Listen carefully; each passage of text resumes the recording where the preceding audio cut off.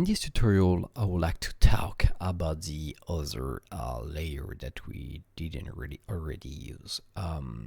We're gonna have a look at how to use the specular tool and the dirt. In my case, I have just a regular sphere and I create some texture. I'm gonna drag and drop the texture I want to use. The first one is going to be the base color that I'm gonna drag and drop into the diffuse color. That's it. And the next one is gonna be the normal one into my normal. Okay, here it is. I'm gonna add some specularity and I'm gonna add some roughness into it, and we're gonna render. Okay, so I've got an object which doesn't really look something real, but that's the whole idea of playing with it. And this object got specularity, even if it's super rough. That's why it's not, there is no a super marked specularity, but you can see right there the specularity of the object. And I don't have any metal map because, in fact, yeah, I export metal map, and here it is, but it's totally black, so it doesn't make sense to use a black texture just to get something at 0. So I'm gonna go back to my basic setups. Okay, what I get, it's I've got two extra layer I didn't already use, which are, in my point of view, out of my object. They are something that we can call coat, meaning that it's a coating of the object. First of all, there is a second specularity, which is spec2, and you're gonna see that it's gonna be more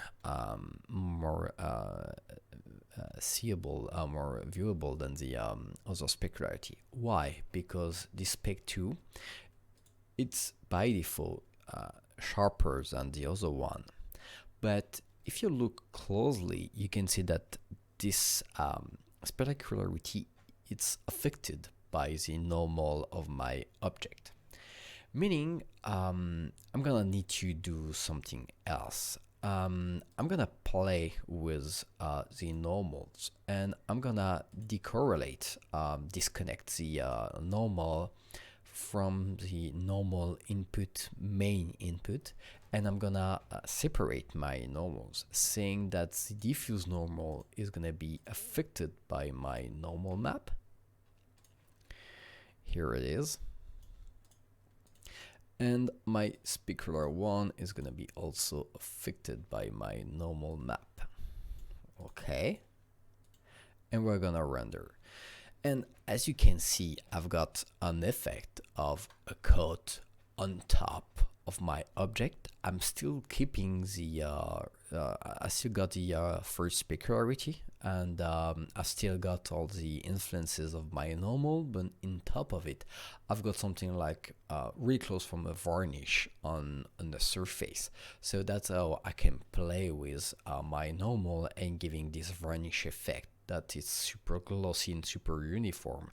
And underneath, I've got my regular, my basic material. It's really powerful to use it this way. You can create really complex composite elements.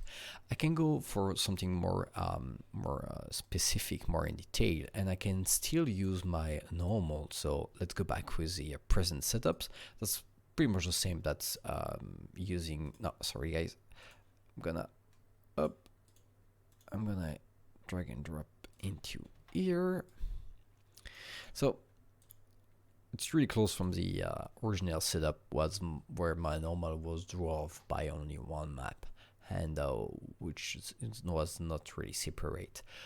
But I'm gonna play with the amount of my normal. Let's say if I go to 0, I've got no effect at all on my surface bar the normal, but I can have fun with giving a little bit of normal into it, which is not gonna be the exact amount of the basics one, but it will give you a look or something that's still varnish, but got still affected a little bit by the normal because it's really deeper into the surface. I'm gonna go back to my specularity 2 and I'm gonna have a look at it. Right now it's set up like I've got my basic object with the specularity of 1.5 and I've got another one which is a spec2 with a 1.3. Why? Because typically that's a setup I wanna get when I wanna use a wet coat on the object, because water it's 1.3 IOR. I can do something funnier and say that let's say that we're gonna go for a 1.8 into the specularity number 2, the coating spec, and if you give you a look way more shinier than the precedent setup, which is water is not that shiny that much. I can still use a little bit of I can still tweak my my shader. I can play with the absorption color. Let's say that we are gonna get something reddish. Okay, something like that, and we're gonna add something not super red, but a little bit. And it will tint a little bit the color of the absorption, saying, okay, let's go for something way more. Okay, so it will give you the perspective of the like if in the varnish there is some absorption. You can also add some thickness that will give you the aspect of the object. We got way more yeah, that's the thickness of my coat, and give you a fake perception of it way more thicker or not. So the last layer that we are going to talk about is going to be the dirt layer. Dirt layer, it's a version of the diffuse.